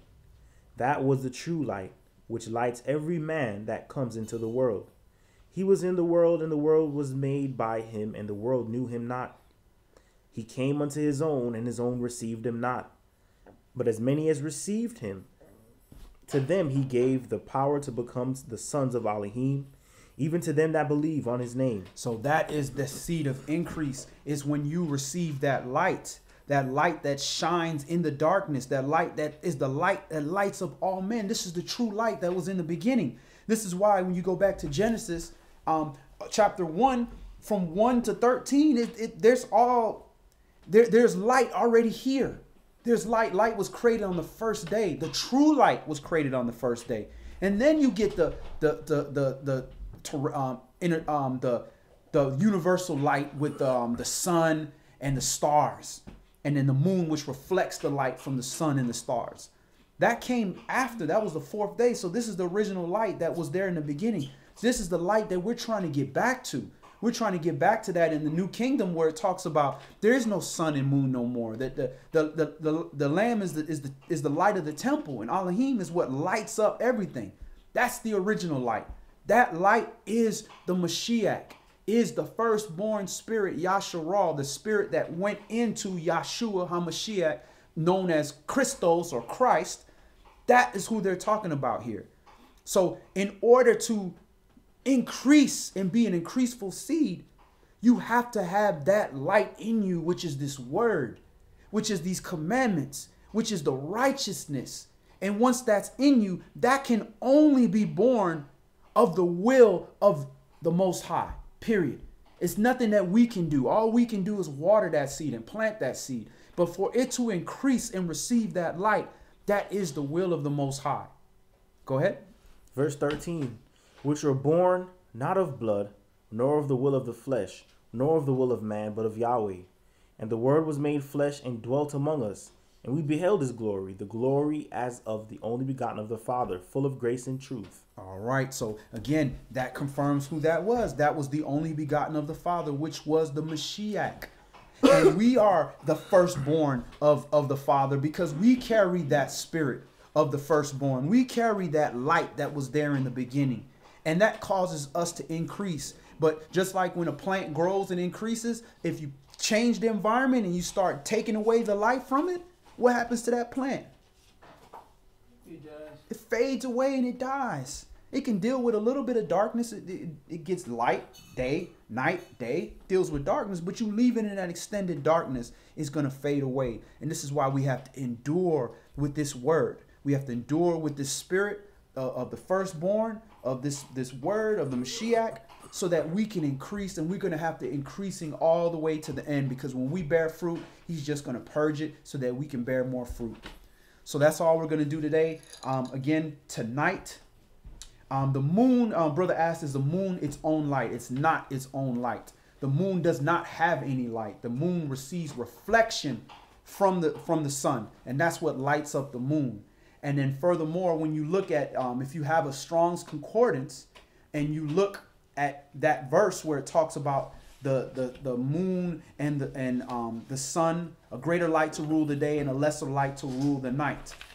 And he made stars also. When you see the translation of that, it didn't say he made stars also. It said a greater light to rule the day, a lesser light to rule the night, the stars. So the moon is in the daytime and the nighttime, period. And there's portions of the moon where you're not going to see any of those things. But the stars rule the night, because you do not see the stars until it's nighttime. You do not see the sun at nighttime. So the sun rules the day. When you see the sun, it's daytime. When you see the stars, it's nighttime. The moon will be there, right there. If you go look outside right now, you probably see the moon.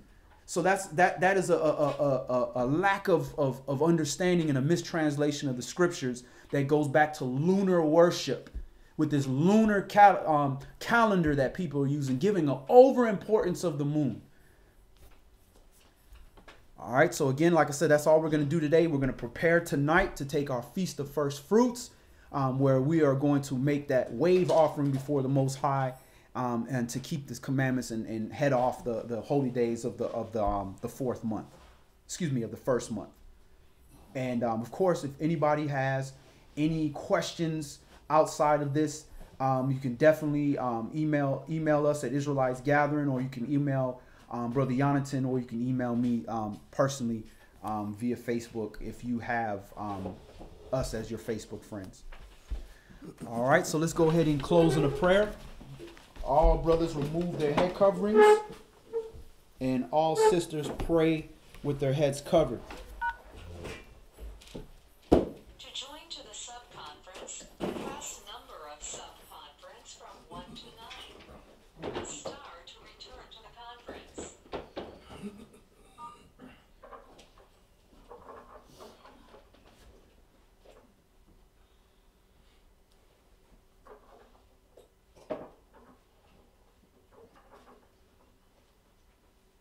All brothers remove their head coverings, and all sisters pray with their heads fully covered. Abba Father, Yahweh, Elohim, the Allah of Abraham, Yashak, and Yaakov. Covenant Father, Elohim of Yahshua, we thank you, Yahweh, once again for a wonderful Sabbath, a peaceful day, Yahweh. We thank you for this wonderful week of unleavened bread that you gave us, Yahweh, and we ask that you allow us to increase and capitalize on that momentum that we had with such a wonderful holy week that we had through the first holy days, Moadim of the new year, Yahweh. We're thankful as we get ready to come into our Feast of First Fruits, Pecorum, Yahweh. We ask that you give us another wonderful feast day, Yahweh, in which we confirm our covenant with you and offer the best that we have to offer to you as we wave the sheaf offering towards you, Yah. Yah, we ask that you please, Yahweh, once again, not as a demand, but as a humble supplication, that you please forgive us of our sins and trespasses, Yah.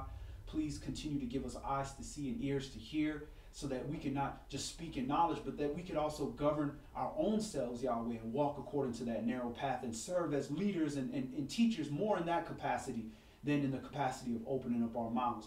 But when we do open our mouths, we ask Yahweh that you remove the things of ourselves and allow your spirit to come through, Yahweh, so that we can shine that light to help those in darkness that are trying to find that beacon of light to head back towards you.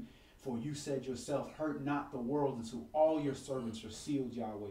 So we know that we have a part in our job to reach all your children across the four corners of the church of the world, and all your children that are going to be grafted on to this assembly and grafted on to this nation, Yahweh, that we also not forget them when they come to us for the wisdom and knowledge that you gave to our nation, Yahweh. For you said that 10 will grab a hold of us and reach out to our commandments and realize that the truth is with us. So please prepare us, Yahweh, to govern ourselves first and govern our nation first, so that we can fulfill that prophecy and lead your other nations that you have chosen, the remnant that you have chosen to allow into your kingdom, Yah. Yeah, all these things we humbly come before you. We thank and pray through your holy, humble, anointed Son, Yahshua HaMashiach, in which all praise, majesty, might, and dominion resides forevermore through you, your majesty, in the name of Yahshua HaMashiach, Christ. In his name we pray. Amen. Amen.